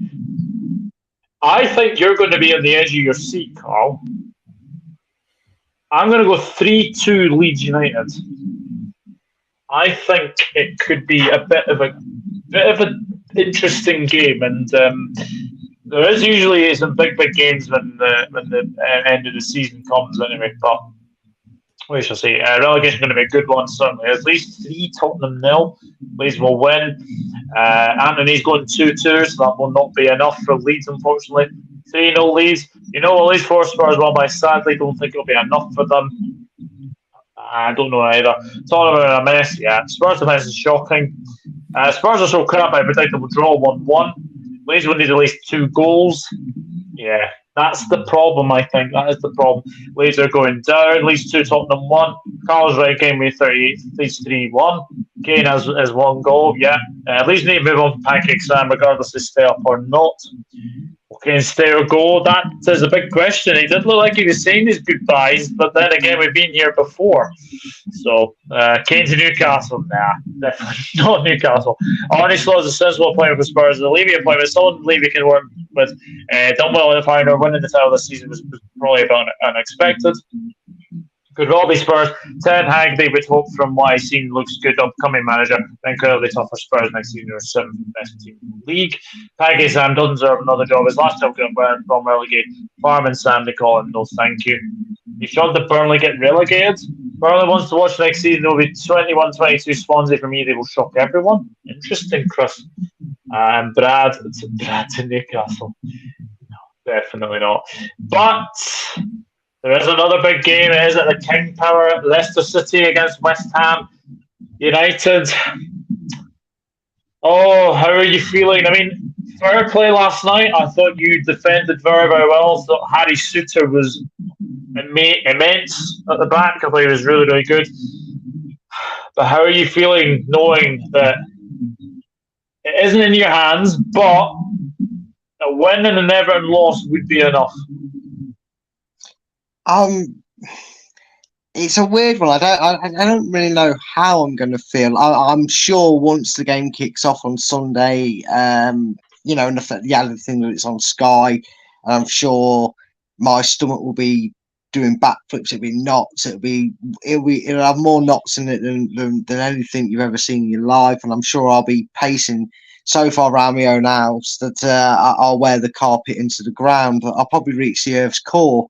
I'll be pacing it up and down that much, in the front room, and I'll be watching the game like this. I can tell you that much because I can't stand it when it's like this. But you can ask probably the majority. You could ask all Leicester fans, and I reckon the majority of them gave up after that horrid debacle against Fulham. I know the scoreline read 5-3, but this is where I don't particularly like stats in the sense that they can show you a false game, and that really did. And I, the annoying thing, and also the most joyful thing about supporting Leicester is just when you're ready to give up hope and accept what it is, and kind of just almost optimistically, we were going, okay, Championship football it is, but we get rid of the players, the deadwood, the Championship rebuild. Nigel Pearson will come back for a 17th time, or somebody like that will come in, and we'll rebuild. We'll spend a few years in the Championship and we'll be back. Thank you very much for a wonderful 8 years. We couldn't have fathomed we'd achieve and win the things we did, but there it is. We're going to get thumped by Newcastle, but hey ho, it's going to be a laugh. And then all of a sudden, the thing we've been asking for 22 games is a clean sheet and a fighting performance, and we go and give it. We go and give it at the best possible time you can, and all of a sudden, all that talk of well, it doesn't matter a goal difference, we're down anyway. We're now, I'm sat here. Chuck some straws in the air and I'll grasp at them. I'm telling you that much. But I'm suddenly, all of a sudden, again going, well, our goal difference is a point, and we don't necessarily.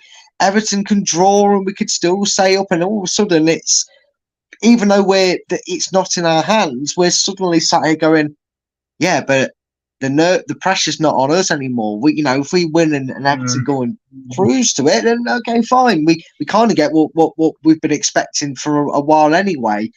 But as it is, I'm a Leicester fan, so I'm obviously going to predict us to ruin Everton's life. And sorry, Karl, sorry if I could deduct Everton points and relegate them in 18th and 19th, and you stay up, I would. But you're going to beat Spurs. Everton are going to get beat by Bournemouth, but we're going to sucker punch you because we're going to win this game. And I think. And I do hate this. I'm going to say this right now. I do hate this when it happens, right? But I understand it. Just because I hate it doesn't mean I can't accept that it happens. West Ham have 10 days after this game before one of their biggest games in their club's history. It's European final. Say what you like about the Europa League or Europa League Conference. Tell that to a team who's never played in it that often, or maybe has only had a few experiences in it, like ourselves, right? They will want to win that.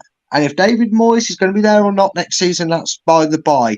If he can leave that job saying, I helped West Ham win a European Cup, he'll want to do it. And you just wonder, is he going to risk Declan Rice? Is he going to risk an Antonio? Is he going to risk, their key players potentially getting a hamstring injury or strain or something that means they won't train fully for that week? You'd like to think that football isn't played in a way where a team puts out the B side. And like I said, I hate it. And I'm not saying this for circumstantial, but Leicester City taking confidence, taking that momentum into the final game of the season. If we get an early goal, I think we win it 3-0. And I'm going to stick with that. I don't think West Ham will be full strength, which will help. Obviously it'll put the pressure of expectancy for us to get the win then if they don't. But even if they do, I think if we score early, we win 3-0, and then it's over to Everton to channel in their inner Arsenal and bottle it. That's what we're asking for. So yeah, I'm going to back my boys to win, aren't I? Because we've actually got a chance of staying up. If we're already relegated, I'd say we'd lose just to make sure Leeds will be safe. But I can't do that because we've got a chance. So there you go. I'm going 3-0 Leicester. Karl, how do you see this one going? Listen, I understand what Brad's saying. He's going to back his club. We're all going to have to do that, regardless where we. And I think you're right. West Ham probably not play the rest of the key players because of that final in 10 days. In 10 days' time, and David Moyes has got to look careful, thinking, am I willing to risk playing Declan Rice because he might not be at West Ham at the end of the season, or do I just not risk him and make sure his value stays intact in a way so you can play well in the European Conference Final against Fiorentina? Or, it's a lot of questions. And Brad, I agree with you.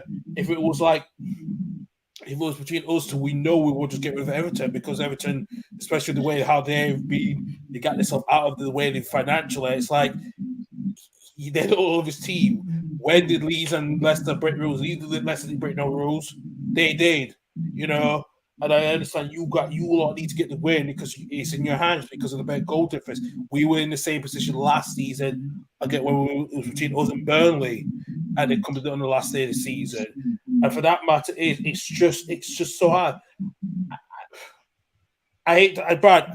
I love Leicester. I do like Leicester, how the team. But I'm going to have to back West Ham to win because for us to put for favourite in our hands, So I'm going to have to say 2-0 to West Ham. I know West Ham will play most of their second squad, but they might find a way to win. But yeah, I have to try because of the results where it's going. I have to back West Ham and say, yeah. Yeah, totally, mate. I had no malice for you saying that, mate. I mean, in an ideal world, Leicester and Leeds would do a Marvel team up and we'd bring down the Thanos that is Everton. So I no grudges against you. But, you're going to predict it for your team, mate. You're a Leeds fan. I have no qualms of you backing West Ham to beat us for that, mate, for your own sanity and sake. Yeah, now, Doug, I paid you a £5 earlier, so I want to hear them words. You get I didn't have it, mate. I brought him out. I bribed him. For Big Sam. I got the Daily Mirror in. I'm going to be honest. I think you're also going to be on the edge of your seat. Because I think there's going to be goals in this game. Leicester City 4. West Ham United 3. I'm going to go 4-3 Leicester. Yeah. I genuinely think that Everton lose, but I think Leeds and Leicester both win, so that would be enough for Leicester City to stay in the league. But goodness. And it was on Sunday. It was at Sunday where, thanks to Doug's prediction, Brad was in hospital and in a stable condition, but he couldn't take the scoreline into it. Cold blue. That's what we cold blue. It will be. Well, we shall see. You guys are the best. Anthony, Man United are not getting Neymar. I mean, there's no way that's happening. Leicester will West Ham, no, Leicester Leeds going to win, but it's still going down. If you play like you did last night, you'll beat West Ham 3-1. 3-1 Leicester. Jack, hello, mate. Hope you're good. Leicester 2, West Ham 1. Who would Brad want as manager, regardless of Leicester stay up or not? Well, I'll be honest with you. My choice of manager has thrown his career down a further plug hole. Because I wanted Pochettino. I did. I genuinely did. And people might laugh and throw their heads back in laughter, but he rebuilt Southampton. He was the best manager Spurs have had. Who in terms of what he tried to achieve. And he got them to Champions League final. He galvanised them. He built a team around Harry Kane, which no Sods managed to do. He got the best out of Lucas Moura, Heung-min Son, Kane, and that midfield. And you look how disastrous they've been ever since he's moved on. I thought maybe a redemption arc. Because Leicester, you have to admit, I know not league position wise, certainly not. But if you were to ask any manager, you know, do you fancy the job at Leicester? You know, they're going to go, well, FA Cup winners recently, couple of years back to back in Europe, one of the best training grounds in the world. May I just add? I know our injuries wouldn't back that up, but it's funny how a new manager comes in and players start recovering quicker. But that's none of my business, Brendan the Bell End Rogers. But you know, you can't tell me that on paper. Yes, we're not competing with Newcastle and teams like that. I'm not saying that. But you look at the club as a whole and its structure, you can't tell me somebody like Pochettino, who maybe feels he's got a redemption story and unfinished business in the Premier League, wouldn't at least consider Leicester. Now, maybe I'm being a little bit too blue-tinted there, but that was my ideal candidate. He's the sort of manager I would like to see at the club right now. I know, and I think he's been very smart and shrewd with how he's answering these questions. He's almost deflecting them and shutting them down. But if he keeps us up, why not? Why not trust Dean Smith? What has he? What, you know, I mean, he's earned that right if he keeps us up to be given. You know, okay, 8 players are going next season. You know, that'll be Maddison, Barnes, and Tielemans are the big ones we're going to lose. I'm not denying that at all. I know they're gone. We know Maddison and we know Tielemans is for sure because obviously his contract runs out. But then we've got the deadwood or the squad players that aren't quite good enough that are going in. If he gets told, here you are, all of a sudden our wage structure is perfectly fine and you can spend money, here's 100 million to go out and do it. If he finds us a hands full of potential Jack Grealishes to come in and replace us and do what he did at Villa, I'm all for it. I'm all for giving somebody a chance to fix us, if you will. Absolutely. Hello, Luke. Hope you're good. Go and check out 1892 Res TV. Leicester 2-1. Chris, are you going to the playoff final, lads? I think that's good, Chris. Well, my post is showing twice. I don't know how that is. Oh, good, lads. Just getting ready for the Europa League footy. Hella. Leicester 1, West Ham 0. It will be indeed, Luke. I did hear Vesta stay up Dean Smith is saying a goldfish with the players' thoughts. No, man, we don't want the Liverpool stay at Chelsea. Oh, you're over yet, Jack. Not taking anything for granted. Nice. I'm tempted to go to all 3, to be honest. So if you fancy me for a beer, mate, drop me a message. Nice. I've got a family doing Sunday. They're all scousers. The matches kick up at the same time. Yeah. I'll let you know. Look, mate. Sweet. David Moyes would want to go strong because of momentum. I just didn't get the Fox's game plan last night. Playing far too safe this season. Would much rather it be in your hands and not Everton. Redbird says I think the Toffees stay up. The Everton. Has he seen how many goals we've conceded trying to play attacking football in recent weeks? Trust me, that was a performance that we needed to play that way.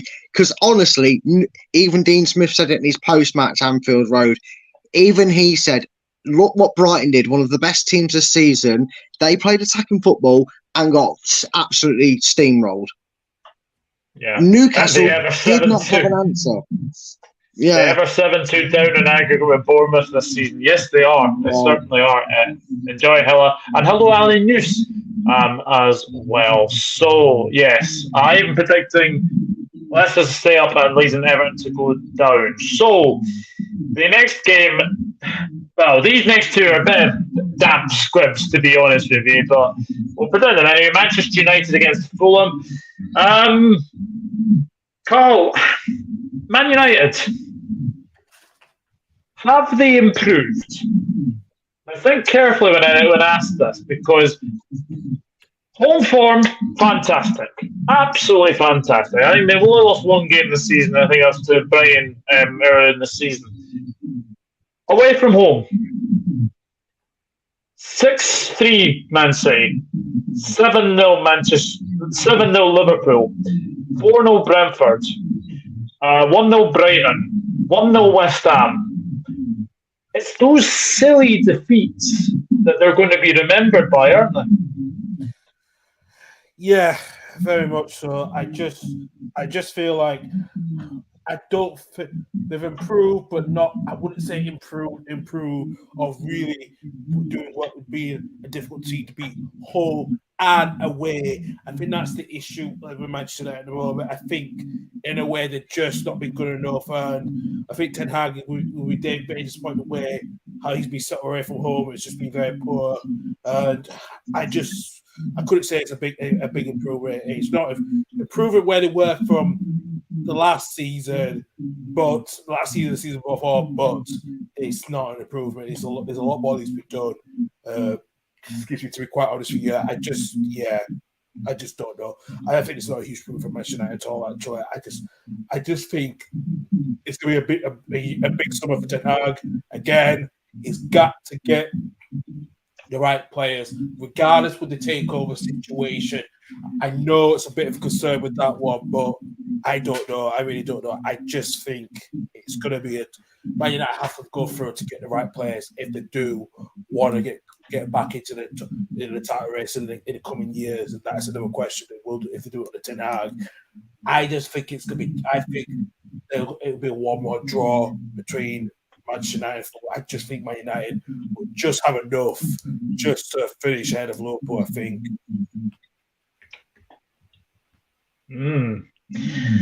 Interesting, yeah. I mean, earlier this season, Brad, Fulham, you'd argue, were the better team, and then they completely imploded against Manchester United thanks to Alexander Mitrovic. So I suppose all eyes will obviously be on Mitrovic at the end of the weekend. But Fulham, you have to say, have had a marvellous season. Yeah, one of the few clubs this season you could talk about and run out of superlatives to talk about. I mean, everybody raised an eyebrow when they signed, was he 34-year-old Willian? Everybody thought, oh, well, he gave up, he moved to China for the big money, he wasn't interested. That they're the conversations that are going to come when people move clearly for the money. But, it's for me, he's been very pivotal in their season. And, you're talking about Manchester United, how awkward is it, Man United fans? I mean, you went from a Norwegian bus driver to a bold bus driver because you've how awkward is it going to be, right? For all the stick and for all, I mean, they were almost like the clones of Arteta out with how much they seem to hate Ollie, no matter how well they did in the league or position wise or whatever, because it was never good enough. I mean, they finished second under Ollie. But that was a false season. That wasn't Ollie. That it's amazing how it works, isn't it? When you hate a manager, it's never the manager's doing well. It's the players. The players are doing better, and the manager's shit. And when they're doing shit, it's the manager's fault, and it's not the players. But what was it, Man United fans were like? Oh, we're going to sign Timber. I know that Maisie. Sorry if she's there, but she did one person. Everybody was excited that they thought naturally he was going to go with them because he was with him at Ajax. They're going to sign this, right? We're going to be back. It will take 3 years, but we're going to be title contenders again. We're going to slowly get a grip back on the Manchester derby. And yeah, how's that 7-0 against Liverpool looking for you? How's that 6-3 against Man City looking for you? Looking rather Ollie-like, isn't it? Maybe like Spurs, the problem isn't maybe the manager, maybe it's some of the players there. Don't get me wrong, they've made some brilliant signings that have been unfortunately injured. That's probably dampened their form at pivotal moments. Varane, Casemiro have been injured for a while. Man United fans, and there's been some lovely ones in chat, like Helly and all that day, and I'm really bad saying this, but karma comes around when it wants to. Now, I'm not saying he didn't deserve a ban or anything like that, but I also remember a certain high-footed knee challenge that Sabitzer got away with against us and he didn't receive punishment for when he clearly should have got sent off. But it's going to be revenge of the Mitrovic. And I'm making a really bold one here. Alexander Mitrovic will score a hat-trick as Manchester United absolutely capitulate to another embarrassing defeat, as it will finish Manchester United 0, Fulham 3. Wow. And to anyone who's got a question on that, did I stutter? This will be my response. I mean, I really want that to happen now, but I can't say. I'm going to say we've got the same as Karl. I'm going to go 1-1. I'm going to go 1-1. I think that might be a very interesting You're boring one. fence sitters. You're boring fence sitters. You know you wanted to. You know you wanted to say, well, join the dark side. I have cookies over here. Come on. What's the flavour of the cookie? I'll go 2-1 Fulham. There we go. 2-1 Fulham. Oh God. You never know, Brad, though. Everyone 5-1 against Brighton. Very true. They'll make one of the most difficult away games in Europe. My 1-0. 1-0. If we don't get a decent strike at this window, we're done for. We create lots of chances, but very few happy endings. Easy win for United, 2-0. 3-1 Man United. Great title fight, Man United showed the second half of the season. 1-0 Fulham. Liverpool will go through the UEFA Champions League. I really hope so. Going to be very interesting next season if teams can get back into the mix. Chelsea, Liverpool, Spurs, etc. You'd have to follow the bus driver at Leicester, mate. What you've been drinking? I love what Brad's been having. Okay, Brad, I take back my Leicester win. You should say that. I knew you could say that.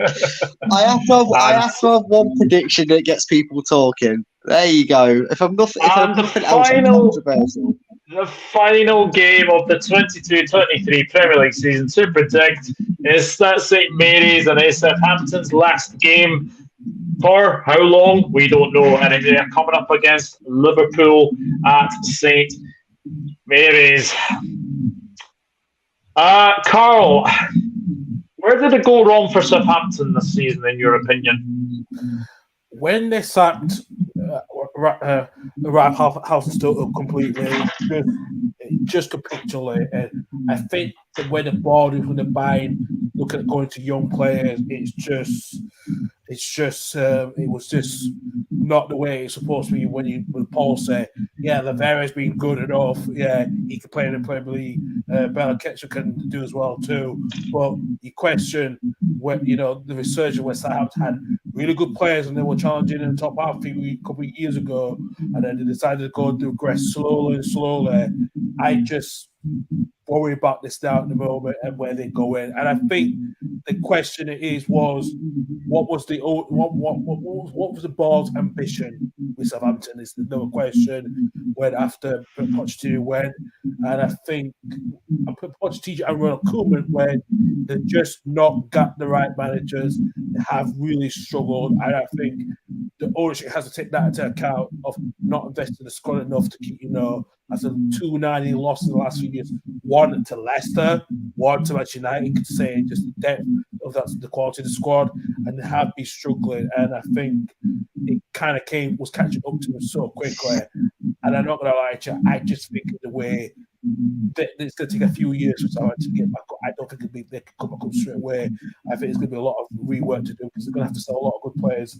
That is the young players are going to get a lot of profit for them because at the moment, so I don't know where Southampton can be, where they can finish next season. Well, all I'll say is wait for my prediction for this one. Karl, what are you going for? I am going for 4-0 Liverpool. 4-0 Liverpool. Yeah, Brad. It is a damn scrub of a game. Southampton are obviously exiting the Premier League.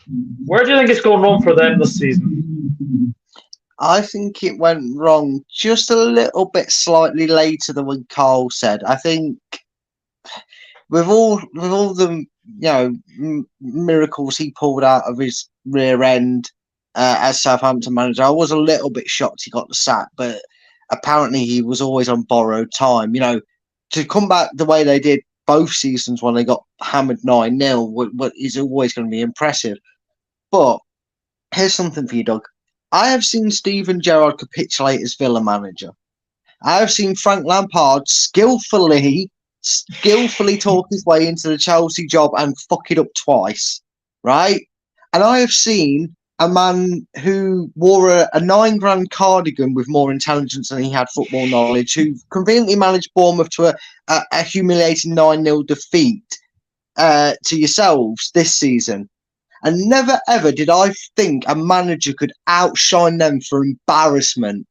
Welcome, was it Nathan Jones? Was it? Nathan Jones. Yeah. Welcome Nathan Jones to Southampton, the guy who, after 8 weeks in charge, admitted he'd been letting the players make all the decisions and was going to manage it his way, and then skillfully got battered, I think 3-0 or 3-1 or something like that, after making that bold statement, and has been on a deranged path like none other. I don't know if anyone's actually seen his recent Sky interview, but it's baffled people even more. I mean, there's no rise in this Jones in this story of Nathan Jones, is there? It's just a downfall of this absolute buffoon of a manager. I never thought somebody could show how inept they are at a manager. And I know we all joke here, but any of us three, in fact, everybody as well in chat, could have managed Southampton better than he did. It's almost impressive. If you could give Manager of the Year based on absolutely failing at your job, he would get it hands down. He'd be miles clear, because that is exactly where Southampton went down. And you can see that because even when they lost to Forest 4-3 and games gone by before that, when they were all but down, we let's face it, Southampton fans, they were waiting for the R next to their name for about 4 or 5 weeks. But you've seen the fight they have shown under this manager that tells you that absolute clown should never be. I wouldn't have him running a Sunday League pub side. That's how bad he is. I mean, how to ruin your career in 60 days, Nathan Jones is the author, because that's where it went horribly wrong for Southampton. They made the worst appointment in football in history.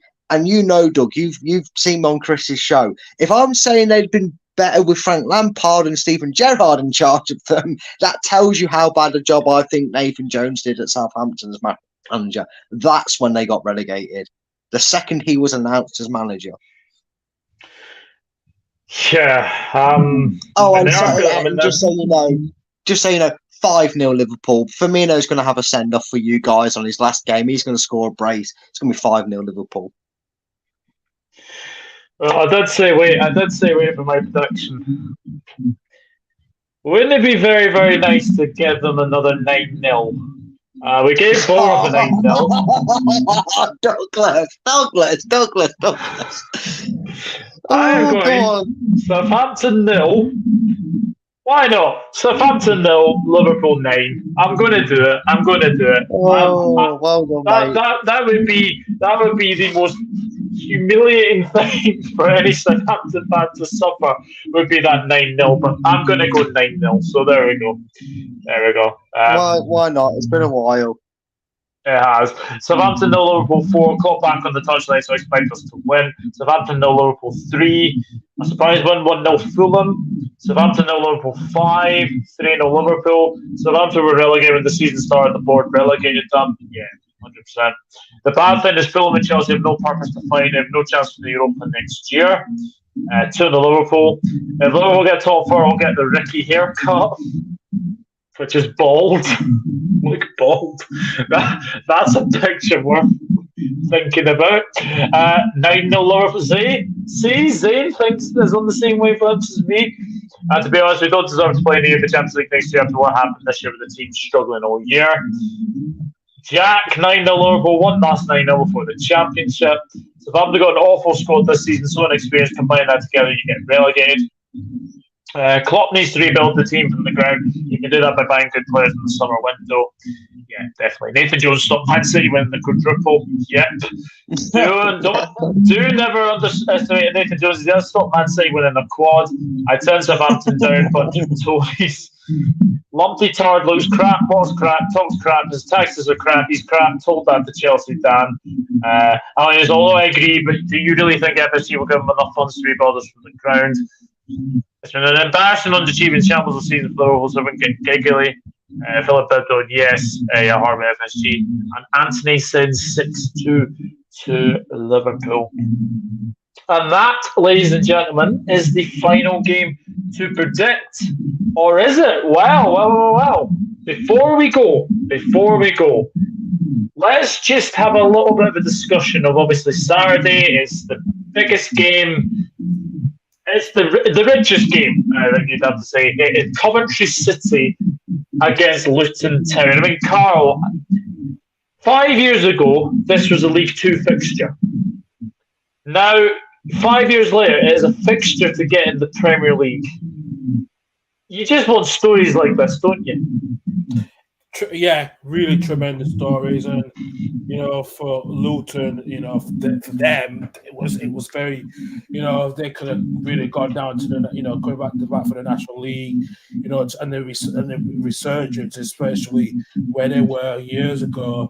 I think for Coventry, not being back in the Premier League since 2001, since 2001, they've fallen. They thought this team could not come back after they fall off the cliff so back declining so many years, going from stadium to stadium, thinking about the future, okay, back to Coventry, talk about the ownership issue, and I think Matt Roberts coming back, it's been wonders since going back to the club, and he's built Coventry on not on the biggest money, the smallest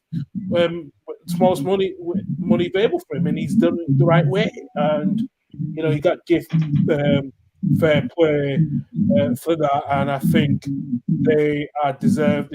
Both teams deserve to be the final. It will be a dream for one of those teams to come to go up. I think for Luton, especially going to the ground they have, of the way the ground is, going through the packing houses, the away stand. That's good. It'll be like, what the hell is the Premier League ground like it's supposed to be?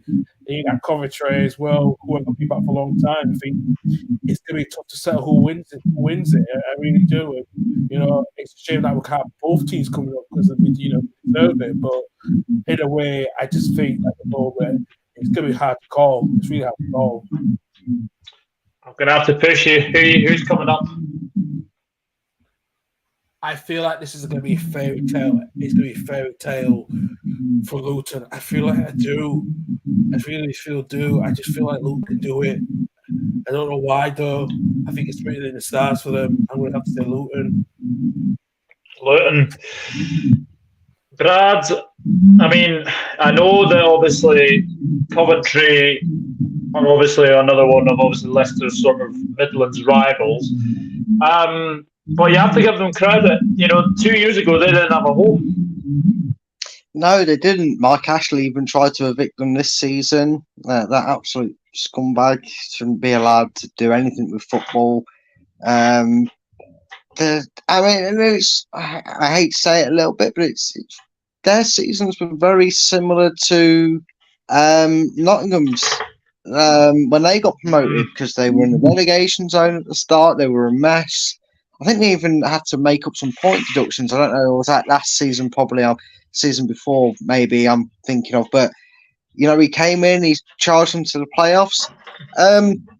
Little fact though about me. My mum's a Coventry fan and my dad's a Wolves fan, and my dad foolishly thought, I know, horrible, right? But when I was growing up, my dad, who spectacularly failed to raise any of his three children to support Wolves, just as a spoiler alert, all my other two younger brothers support Leicester as well. But he tried to get, being I was the first, the oldest child, he tried to get me to support Wolves, and my mum went, "You can jog on with that. If Brad does, you don't even know if Brad's going to grow up and like football, and B, if he does, he was born in Leicester, so if there's any team he's ever going to follow, just like me with Coventry," my mum said, she said, "just like I do, because I was born in Coventry, if he's going to follow any team, it's going to be Leicester. He's not supporting Wolves just because you're his dad and you support them. He's going to support Leicester if he does," and that's how it is. So, look, the saddest thing is, somebody's Disney fairy tale is going to come to an end, and you know what? Sorry, if we're right to the FA, Leeds and Leicester can stay up. Forest, Everton, Southampton, and I don't know, another team can go down. We will relegate 4 teams and bring them both up if we could. But sadly, someone's fairy tale is going to be maybe not ending, maybe put on hold till next season. You never know. But someone's going to write their name back into it. Sentiment, and I do know a few Luton fans, and maybe I just want to have to go through for Aunt Betty's front room to get into the Luton Stadium. If you, I mean, imagine that. It's going to be brilliant. You know, she's putting out a washing out on the 12:30 kickoff. What you doing, Betty? Sort it out. Come on, Luton have got a home game against Spurs in the Premiership. That'll be a great. But if it wasn't for my mum, I wouldn't support who I support. People may say that you shouldn't like her for that because of how it's gone. But honestly, I'm despite the fact that there are local rivals in terms of, well, closest rivals. I don't know if the biggest rivals the correct one there. I am going to go for Coventry. I'd like to see them return to them. I'd be happy with that, especially if we stay up, because another East Midlands club. For those that try and stretch Villa and Leicester as a true rivalry, opposite ends of the thing. If we stay up as well, I'd more than happy to have Coventry back in the Premiership, because then hopefully at least then we're guaranteed 6 points next season. Yeah, I've got a feeling to maybe Coventry as well, to say the very, very least. Luke says Leeds and Everton Football Club going down, lads. We all thought we beat Villa. Coventry 0-1. Luton playoff experience from last season will be key. Oh, here's a good question. Who do you want to play in the Championship next season, Luton or Coventry? Well, I'm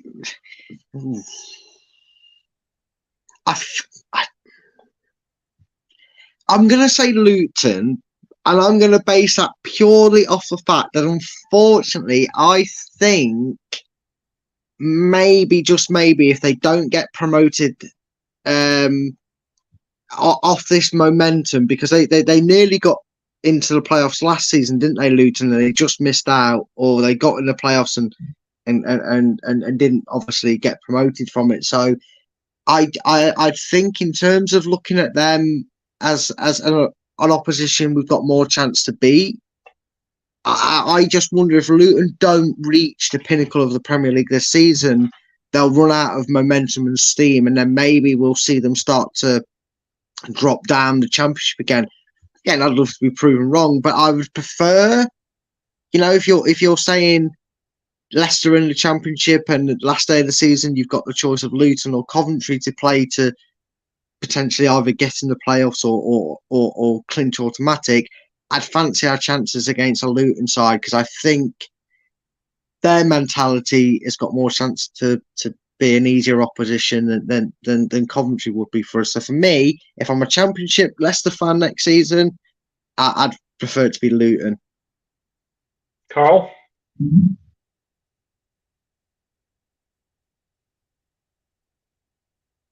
You're muted, mate.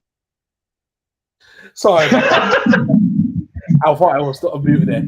If they don't keep Victor Gorkas at the club, if they don't get promoted, I think it probably Coventry, because I think Coventry wouldn't rely without him with these goals, and I think Coventry could either be back as a mid-table club very much if they don't get if Victor Gorkas does go to the Premier League, goes to the Premier League next season, if Coventry don't get so. I'd just rather play Coventry, because I think I reckon against Luton, I think I know from Leeds history, it's probably checking history about it. Yeah. No, absolutely. But guys, that is the end of the Prem Predictions Show for 22-23. It's been a fabulous time of it, and big thank you to obviously Turf House TV, Dan, for the fantastic intro. I really have appreciated that, and I'm going to thank every single guest who has been on the Prem Predictions Show this season. So starting off, Luke Links, Jack Mack LLC, 1892 Reds, Luke and Ricky, Swans Away Days, Cop Council, and Leicester Till I Die TV, Top 10 Battles, Brad, Turf House TV, Dan, Jersey Boy, Mike Green, Karl, Sophie Richards, Statman Stubbs, Chris Welsh, if you're in the chat as well, Nathan, Bluebird Legend, Bernard Deneen, Glasgow Red Chas, Albert JTV, True City Fan, Reece Russell, Ryan Huddersfield Huddersfield Fan Town TV, Ankit, Almighty Blues, Anthony Herbert as well, Copon, Josh from View from the Stands, Spider LFC, Tom May, John Sinclair, Kendall Rowan, Craig Beasley, Who's Jack from Toon TV, and also Michael Talks Football. Thank you to everyone who has been on as a guest. Thank you to everyone who has watched the show as well. I really have to appreciate it. It will be changing from obviously next season. Everything will be pre-recorded. I will be talking about that as well. But I do have something to announce as well. On Sunday, I will be doing a live sort of final day watch-along. There will be guests. I'll be having a lot of guests on to watch, obviously, the two main games, obviously Leicester against West Ham, Everton against Bournemouth, and, of course, Karl down here. I won't be speaking to him, but he probably will be doing Leeds against Tottenham. And as well, I think Jack Mack, if you're free as well, we will be having you on as well. So that's something to look forward to. But a big thank you to my guests tonight. Brad, where can people find you? They can find me on Twitter at Fulltime Focus. They can usually find me over on Chris's channel, Leicester Tie-Dye TV. And thank you for mentioning me in that shout out for your guests and all the wonderful guests you've had on over this season. I do have a YouTube channel called Top 10 Battles. If you go over there, show Karl support on his channel. Obviously, make sure you're doing all the good stuff here first. But when you get round to it, if you remember this absolute legend of this Jesus, go and check out my channel. I really appreciate all the support over there. It is at Top 10 Battles. And like yourself, Doug, I can't say too much. There's still negotiations going on. It's more waiting for things to dry, I's to be dotted and T's to be crossed. But there will be changes happening on that channel, and it will be coming back with a bang. So if you could go and show me support on my YouTube channel, that'd be fantastic. But sort these guys out first with subscriptions if you've not already, and go and like this video if you haven't already. And again, Doug, always love coming on your channel. So thank you again for having me on, buddy. It's an absolute pleasure. And Karl, thank you very, very much for coming on once again. Tell the people where they can find you. Yeah, thank you, Doug. Thank you very much for you've been a good friend. And thank you for mentioning me in that as well too. You can find me at Karl Levy 92 on Twitter. You can find myself and Doug's joint football podcast on the Total Levy Football Pod at LH Football Pod. We have got a huge show on the Saturday show, the final one of the season. We are going to have some guests. I have talked to a few of them. I will announce them behind the scenes who hopefully will be coming on, who are coming on, so if it's in the bang.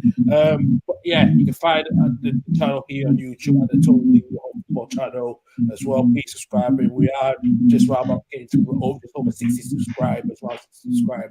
We're able to get more during this summer as well. So please do subscribe. Also, please subscribe to these fellow positive creators on both on the left and the right side, Brad and Doug. I really appreciate that because they're really good people to watch and follow as well too. So please like and subscribe on all of our channels, please.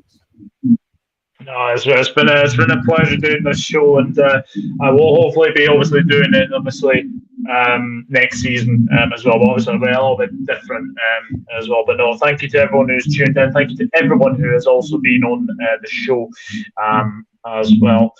We'll go through the final few comments, and then we will leave this evening. I won't cover to go up because one of my uncles is born and lives there. I admire and respect both clubs. It's a win-win whoever goes up.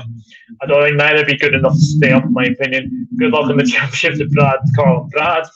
Take care all. Brad and Karl, unfortunately, lads, you can find me in the championship next season. Big up, fellas. Good stream, Douglas, and congratulations again, mate. Thank you very much, Anthony, and great video. Guys, that is it for this season of the Prem Predictions Show. There will be another couple of wee videos coming out at some point, probably next week at some point as well. But do tune in on Sunday. That should be very, very interesting. I'll be watching from afar for all these big games. We shall see what happens. But big thank you to everyone who's watched this show. I really have enjoyed doing it. From Brad, from Karl, and from myself, it is good night and enjoy the final day on Sunday. Good night.